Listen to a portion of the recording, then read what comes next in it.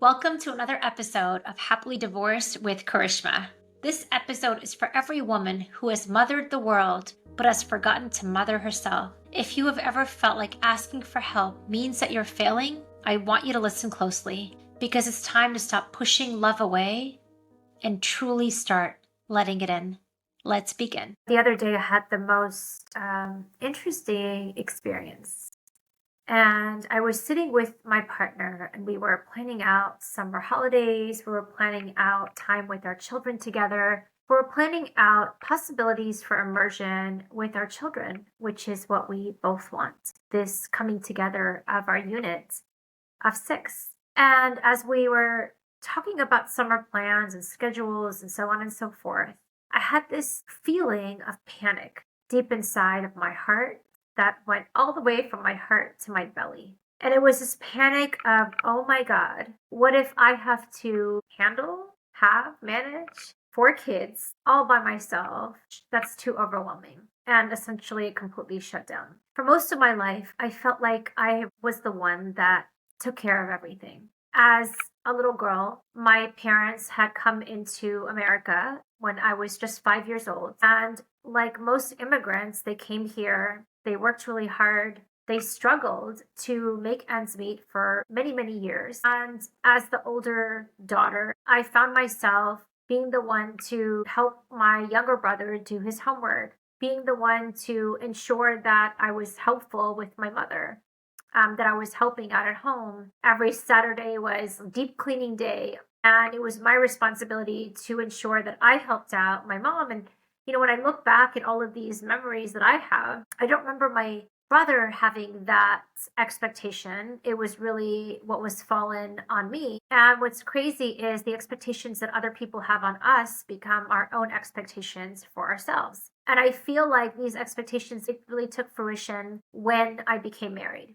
And the memory that came up over the weekend was the memory of like stepping into married life. I was 23, almost 24 when I got married. And instantly I went from was somebody who had her own apartment for a year before getting married and just generally pretty lax, living by yourself. You don't have a whole lot of crap and you can pretty much clean up and it's not a big deal. And you can't yell at someone to do the dishes or not do the dishes. And all of a sudden, when the two of us, my ex-husband and I, came together after a long distance relationship from a year and a half, I found myself having all of these expectations onto myself that my mom had placed on herself. And somehow I had internalized that every Saturday was deep cleaning Saturday.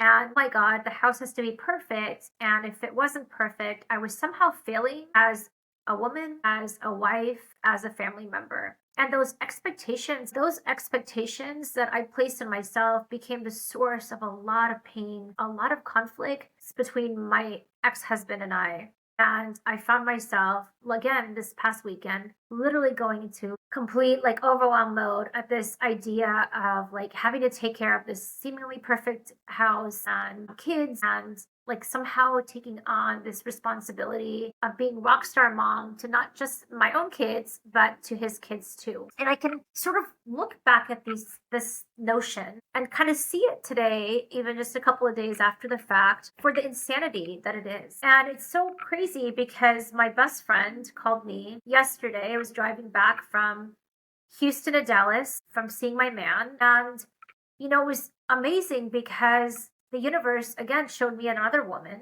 who was experiencing, and I'm going to call it the pain of taking on this overwhelming burden of responsibility. She had gone through a lot of trauma. She'd gone through a lot of pain, essentially had raised many, many children on her own.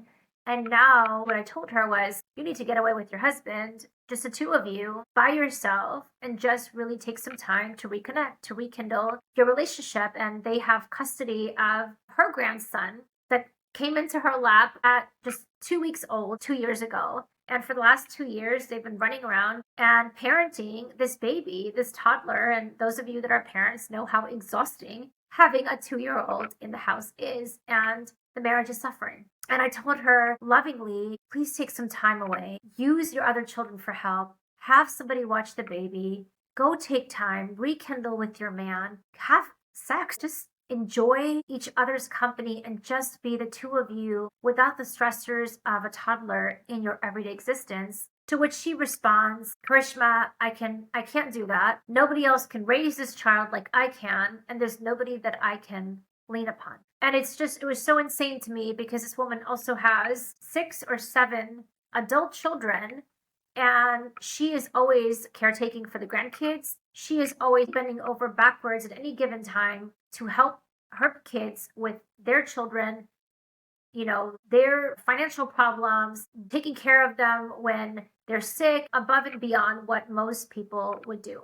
And for some reason, when it came to her taking space and time to take care of her needs, that became a hell no. And it was so beautiful because as I was sort of exploring this concept of my own feelings of being overwhelmed or overburdened with responsibility, it was very clear for me to see, looking at her, talking to her, how she was putting up these walls to her heart. She was putting up these walls to support for herself. She was saying, nobody else can do this like me, and it's all my responsibility to do. And what's amazing is literally, this is maybe 24 hours after I had my own little mini panic attack, my own little anxiety moment, where I was able to see so clearly that these feelings that she had of being the only one responsible were actually preventing her from getting the support that she needed, the love that she needed, the ability to take care of herself, to the ability to just rekindle with her man. And I was able to see so clearly how she was pushing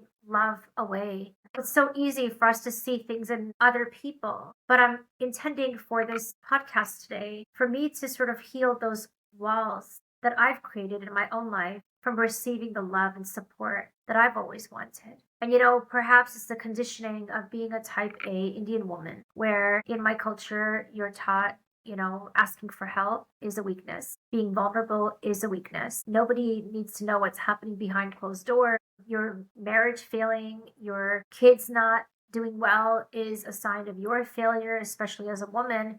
And there's all these stigmas attached in my culture that inevitably I had picked up along the way as well. And when I am so fortunate that I was able to have this conversation with my partner as we were talking about the kids coming together and life coming together. And, he was like, Karishma, what do you need to hear from me? Because he's just hearing me ramble on and on and on about, oh my God, these kids are going to come together and I'm going to have to be the one preparing meals and cleaning up meals and taking care of everybody. And I was able to verbalize the feeling of overwhelm. And then as I sort of sat with it, I realized why that was. And the truth is, when my children were younger, I've expressed here about family members struggling with active alcoholism.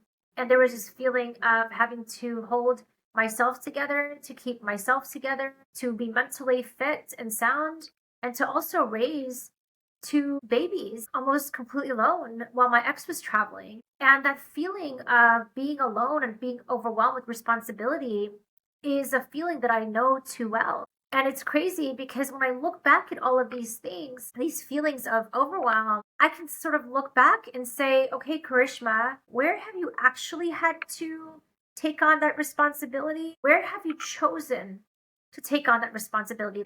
Did somebody actually tell you, Karishma, it is your responsibility to clean your whole house when you were married at 23? Absolutely not. Did somebody tell me that I had to be the perfect parent? Absolutely not. Did somebody tell me that I would be less than if my dishes were left in the sink? Absolutely not. But all of these expectations that I've placed along the way on myself, and I still have a lot of these expectations, to the point where my boyfriend has come over my house and I like my dishes to be put away first thing in the morning. And he looks at me, he's like, woman, you don't let anybody help you. He's literally put a halt sign on top of my sink saying, stop, pause, let somebody freaking help you because I'm here. And it's taken me a while to allow him to step in. And when I look back at this pattern that I have even today, after a 17-year marriage, 3.5 years after my divorce, I'm like, oh my God, these are all evidences of me not allowing support from the universe to come in, of me saying I have to be the only one to be able to do this, of me not allowing other people to step up to the plate And maybe that is on me. And that's where I get to have that accountability on myself to say, where have I become the martyr? Where have I taken on too much? And where have I not allowed people to support me? And therefore, where have I allowed this feeling, this perpetuating of loneliness? And it's so crazy because that feeling of loneliness has been there my whole life.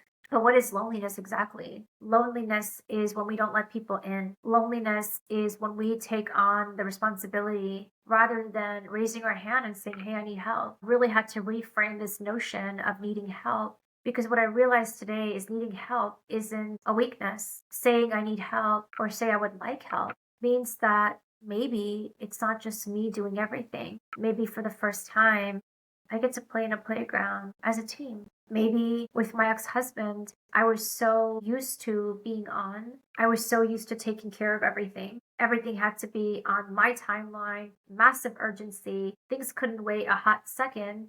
And as a result of it, I don't think my ex even had the opportunity of being able to step in and even support me. And therefore, I felt resentment, I felt anger, I felt anxiety.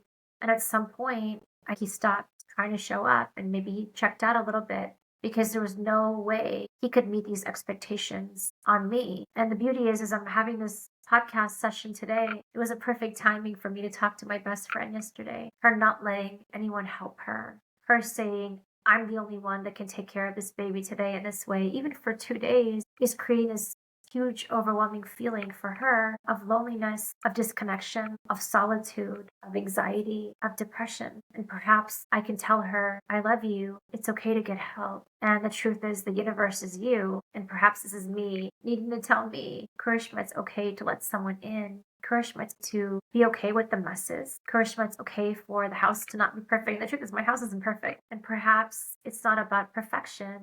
It's about allowing. It's about allowing my heart to open up. I get to let two beautiful beings into my life, knowing that it's not going to be perfect. But what if it didn't have to be? And what if the whole beauty of this whole journey was just allowing things to unfold as they are? Because when I allow that to happen, that's when I experience so much love, experience so much joy, experience so much connection. And I'm so grateful that even this conversation that I got to have my partner, where I was reflecting on feeling so alone, I got to let him in to my heart and express what my experience had been in my marriage, what the feeling was. And for him to just be like, Krishma, what do you need to hear? And I was like, well, I guess I need to hear that we're truly a unit and we've got this together. That it's not my burden to bear, that we get to share the responsibility and enjoy the task of co-parenting and bringing our families together. And maybe that's the whole gift of all of this. So for those of you that are feeling overwhelmed, overburdened with responsibility, I would ask you, what is your part? What is it that you've told yourself that you must do in order to be perfect, in order to be worthy, in order to be enough? And what would really be the worst thing that would happen if you let go of those expectations on yourself? Could there be a little bit more relaxation? Could there be a little bit more joy? Could there be a little bit more support? And could there be a whole lot more fun? And that's what I'm experiencing. Gets to be the gift of my letting go of this crazy notion of control. Thanks for listening. Grateful to be here. Bye.